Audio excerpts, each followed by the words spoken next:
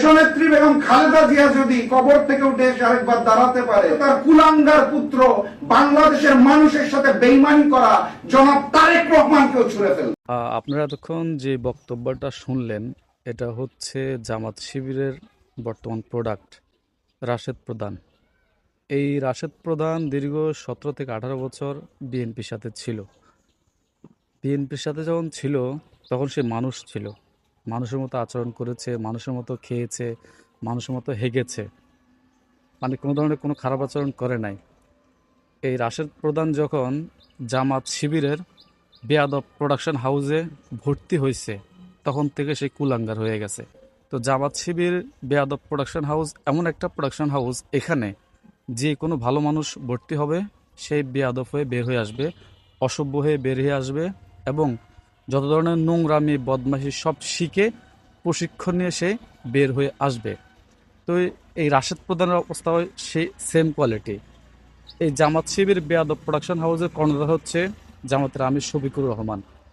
এই শফিকুর রহমানের নেতৃত্বে এদের এখানে ভালো মানুষদেরকে ধরে নিয়ে প্রশিক্ষণের মাধ্যমে বেয়াদবি নোংরামি বদমাশি শেখানো হয়। এরপর এদেরকে মাঠে ছেড়ে দেওয়া হয়।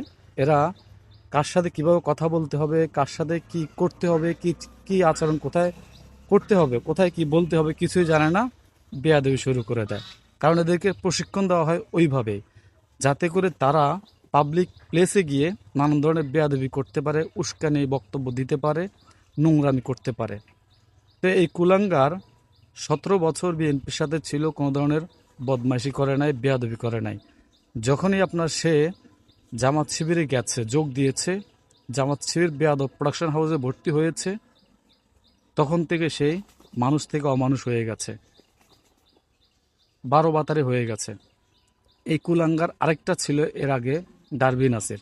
আপনারা নিশ্চয়ই দেখেছেন, ডারবি নাসির যখন এনসিপিতে ছিল তখন তার অবস্থা মোটামুটি ভালোই ছিল। যখন সেই জামাত শিবিরের বেয়াদব প্রোডাকশন হাউসে ভর্তি হয়েছে বা অংশগ্রহণ করছে, তখন সেও ওই কোয়ালিটির হয়ে গেছে। বেয়াদবি শিখছে, বদমাশি শিখছে, নোংরামি শিখছে, সব শিখছে। কারণ ওইখানে এই জামাত শিবির বেয়াদব প্রোডাকশন হাউসে ভালো কিছু শেখানো হয় না। এটা আপনারা নিশ্চয়ই এখন বুঝতেছেন বা টের পাচ্ছেন, প্রমাণ পাচ্ছেন। এই যে দুইটা ব্যক্তি কথা বললাম, এরকম ভবিষ্যতে আরও অনেক বের হবে। কারণ এই প্রোডাকশন হাউসটা বেয়াদব তৈরির কারখানা, বদমাইশ, নোংরা, অসভ্য তৈরির কারখানা। এখানে তারা প্রশিক্ষণ দিয়ে এদেরকে তৈরি করে নিয়ে আসে, যাতে করে বাংলাদেশের সুস্থ রাজনীতি, বাংলাদেশের যেই নতুন ধারার রাজনীতি, এগুলোকে নষ্ট করা যায়, নোংরামি করা যায়, বদমাইশি করা যায়, দর্শন করা যায়। জামাত শিবিরের বেয়াদব প্রোডাকশন হাউস থেকে ভবিষ্যতে আরও এরকম কুলাঙ্গারের আবির্ভাব হবে, আরও অনেক বের হবে।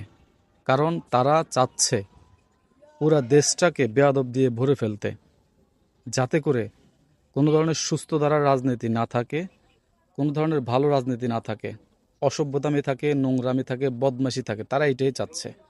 তারেক রহমান, আপনারা নিশ্চয়ই দেখেছেন, তিনি যখন নির্বাচিত প্রধানমন্ত্রী হয়েছেন, তিনি এনসিপি নেতা নাহিদের সাথে দেখা করেছেন, শফিকুর রহমানের সাথে দেখা করেছেন। কারণ তার উদ্দেশ্য একটাই, যে তিনি চাচ্ছেন বাংলাদেশে একটা সুস্থ ধারার নতুন রাজনীতি সৃষ্টি করার, যাতে করে পারস্পরের মধ্যে একটা ভ্রাতৃত্ববোধ থাকে, শ্রদ্ধাবোধ থাকে, ভালোবাসা থাকে এবং সম্মান থাকে।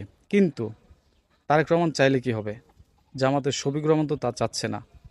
জামাতের শফিকুর রহমান এবং এনসিপি তারা চাচ্ছে হলো বাংলাদেশের তারেক রহমানের যে নতুন ধারার রাজনীতি, এটা যাতে বন্ধ হয়ে যায়, আগের রাজনীতি চলে আসুক, নোংরামি চলুক, বদমাইশি চলুক, এবং শিষ্টাচার সব ধ্বংস হয়ে যাক। এই কারণে তারা জামাত শিবির বেয়াদব প্রোডাকশন হাউস তৈরি করেছে। ওইখানে সবাইকে ধরে ধরে নিয়ে প্রশিক্ষণের মাধ্যমে বেয়াদবি শিখিয়ে, নোংরামি শিখিয়ে মাঠে ছেড়ে দেওয়া হচ্ছে। আগে সে মানুষ ছিল, আগে হয়তো সে আপনার এই হাগু করার জন্য টয়লেটে যেত, এখন তারা হাগু ওই যে গরুর মতো, অমানুষের মতো রাস্তাঘাটে করে দিচ্ছে। কারণ ওদের বেয়াদব হয়ে গেছে। বেয়াদবের কখনো শিক্ষা নাই, দীক্ষা নাই। তারা মুরব্বি মানে না, তারপরে দেশের প্রধানমন্ত্রী মানে না, তারা কোনো ধরনের নেতা মানে না। মানে তারা তো বেয়াদব, বেয়াদব কখনো কিছুই স্বীকার করে না। তারা নিজেদেরকে অনেক কিছুই মনে করে। তো সরকার যদি এখন কঠোর হয়, সরকার যদি দানব হয়ে উঠে, এতে আশ্চর্য হওয়ার কিছু হবে না। কারণ সরকার আর কত সহ্য করবে? এই বেয়াদবিকে আর কত মানবে? সরকারের তো শরীরে রক্ত মাংস আছে, তাই না? তখন তারা দানব হয়ে উঠবে, এদেরকে শায়েস্তা করবে, পেটাবে, জেলে ভরবে, মামলা হামলা করবে। এটা আশ্চর্য হওয়ার কিছু থাকবে না। কারণ এগুলো যায় যদি কিছু করে সরকারে, তাহলে সেটা বাধ্য হয়ে করবে। হ্যাঁ, সরকার অনেক ছাড় দিয়েছে। আপনারা দেখছেন এই 2 মাসের মধ্যে জামাত শিবির, এনসিপির নেতারা, তারেক রহমান, তার পরিবার এবং বিএনপিকে যে নোংরা ভাষায়, জঘন্য ভাষায় আক্রমণ করেছে, বা তাকে যেই কথাবার্তা বলছে তার বিরুদ্ধে, সে এখনও ধৈর্য সহকারে সব সহ্য করে যাচ্ছে। কিন্তু কত সহ্য করবে? যখন তার ভিতরে রিয়্যাক্ট করবে, তখন এদের পরিণতি হবে ভয়াবহ। তখন এরা আবার বলা শুরু করবে যে সরকার স্বৈরাচার হয়ে গেছে, আগের মতো মামলা হামলা দিচ্ছে। তখন কিছুই করার থাকবে না, কারণ তোমরাই সরকারকে তখন খেপিয়ে তুলবে। তো সরকার যদি কিছু করে ফেলে, তার জন্য দায়ী থাকবে তোমরা। তাই বলতে চাই ভাই, এখনো সময় আছে। এসব নোংরামি, বদমাইশি, লুচ্চামি বাদ দিয়ে সুস্থ ধারার রাজনীতিতে ফিরে আসো। তোমাদের কাছে অনুরোধ থাকবে, বাংলাদেশটাকে শান্ত থাকতে দাও, সুস্থ থাকতে দাও। না হলে তোমাদের এই বদমাইশের কারণে বাংলাদেশ অস্থির হয়ে উঠবে। তার দায়ভার সম্পূর্ণভাবে তোমাদেরকে নিতে হবে।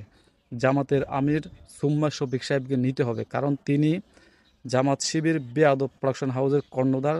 তিনিই এসব বেয়াদব তৈরি করছেন।